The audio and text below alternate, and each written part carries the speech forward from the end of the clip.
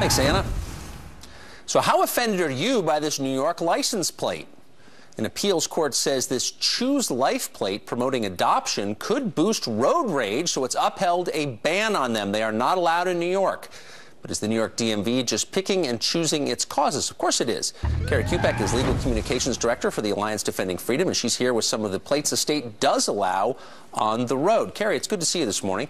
So the idea that you would oppose killing and approve of adoption is so offensive in New York that people will go crazy and start pushing each other off the road? That's the idea? Right. What's really offensive is that the New York DMV is censoring pro-adoption speech and shutting it down. And really, as a New Yorker, I'm personally offended that they would suggest that New Yorkers, after seeing a license plate depicting smiling little children's faces, would drive off the road in a mad rage. And that's ludicrous. And clearly that's not the issue. There's something deeper going on here. Well, of course there is. It's political correctness run amok. Let's take a look at some of the plates that have been approved by the Department of Motor Vehicles in New York State. Union, yes. The cop shot license plate. Union, yes. Look at that. I mean, if that's not promoting a political point of view, then what is?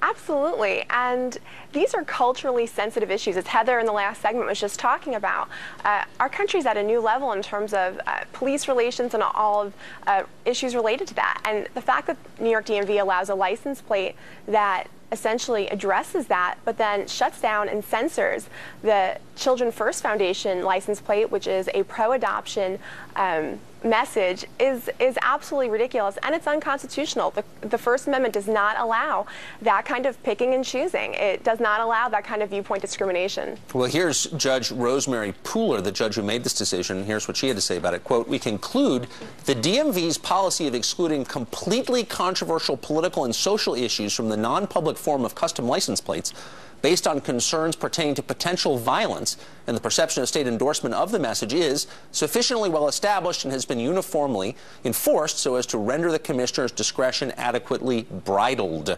Well, that's a very convoluted way of saying, again, Choose Life is in some way an act that will incite violence. That's insane, no? It's absolutely insane. And again, let's look at what we're talking about here. A bright yellow license plate with smiling little children's faces.